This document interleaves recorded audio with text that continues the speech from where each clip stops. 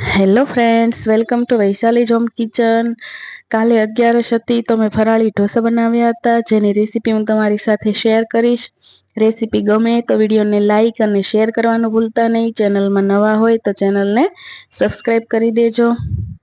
તો સૌથી પહેલાં આપણે બેટર બનાવી લઈશું. પરફેક્ટ માપથી આપણે બેટર બનાવીશું તો આપણા ઢોસા સરસ બનશે અને ક્રિસ્પી પણ બનશે. તો આપણે 1 કપ સામો લીધો છે, મોરૈયો, અને અડધો કપ આપણે સાબુદાણા લીધા છે. એનો આપણે ફાઇન પાવડર બનાવી લઈશું. હવે આપણે એમાં અડધો કપ દહીં એડ કરી દઈશું. દહીં ના હોય તો તમે છાશ પણ એડ કરી શકો.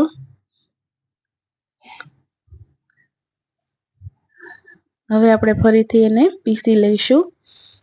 સાબુદાણા ખૂબ જ પાણી પીવે છે, એટલે આપણે એમાં અડધો કપ પાણી એડ કરી અને સાઈડ પર રાખી દઈશું, જેથી તે ફૂલી જાય.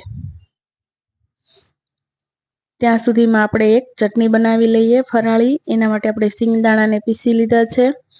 એમાં આપણે 1 લીલું મરચું તીખું, 2 ટેબલસ્પૂન જેટલા લીલા ધાણા, 1 ચમચી ખાંડ, 1 ચમચી જીરું, સ્વાદ પ્રમાણે મીઠું અને 2 ચમચી જેટલું દહીં એડ કરી દઈશું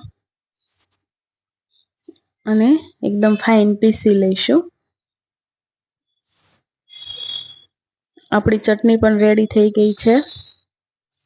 હવે આપણે એક બાઉલમાં એને ટ્રાન્સફર કરી લઈએ. તમે જોઈ શકો છો કે આપણી ચટણી પણ રેડી થઈ ગઈ છે.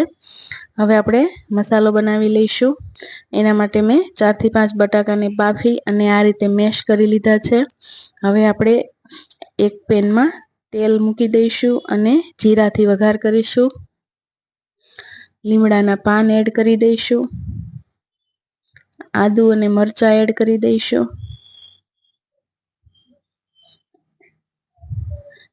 અડધી ચમચી જેટલી હળદર એડ કરી દઈશું.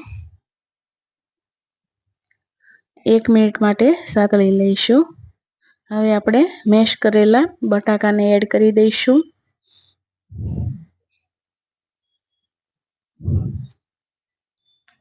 સરસ રીતે મિક્સ કરી લઈશું. હવે એમાં સ્વાદ પ્રમાણે મીઠું એડ કરી દઈશું અને થોડું સોફ્ટ કરવા માટે 1 થી 2 ટેબલસ્પૂન જેટલું પાણી એડ કરી દઈશું.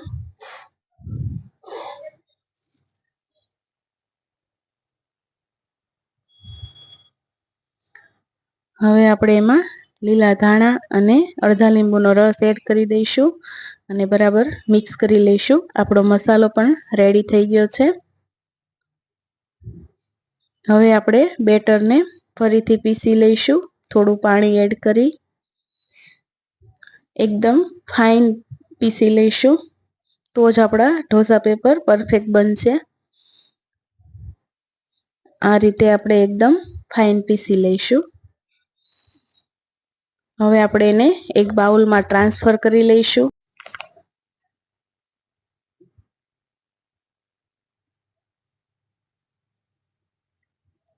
સ્વાદ પ્રમાણે એમાં મીઠું એડ કરી અને 1 થી 2 મિનિટ માટે એને ફેટી લઈશું.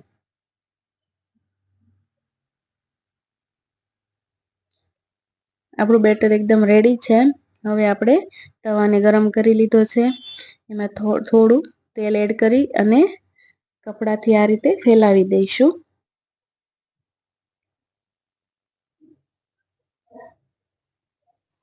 હવે આપણે ઢોસા પેપર બનાવી લઈશું.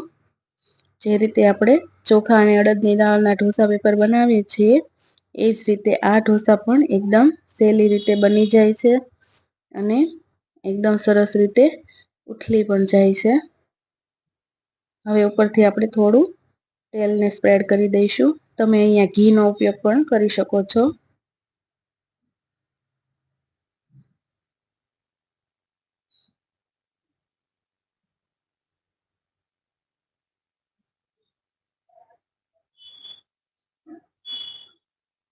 હવે આપણે વચ્ચે મસાલાને સ્ટફ કરી દઈશું.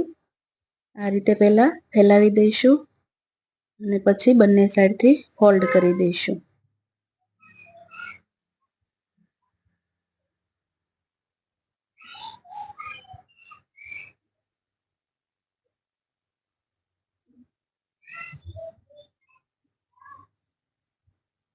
આપણા મસાલા ઢોસા રેડી થઈ ગયા છે. આપણે એને મસાલા અને જે ચટણી બનાવી એની સાથે સર્વ કરી દઈશું. એકવાર તમે આ ઢોસા બનાવશો પછી વારંવાર બનાવવાનું મન થશે, એટલા ટેસ્ટી બને છે. મિત્રો, તમને મારો વિડીયો ગમ્યો હોય તો લાઈક, શેર અને સબસ્ક્રાઈબ કરી દેજો. કમેન્ટ કરવાનું ભૂલતા નહીં. મળીશું આપણે એક નવા વિડીયો સાથે. Thank you. Bye bye.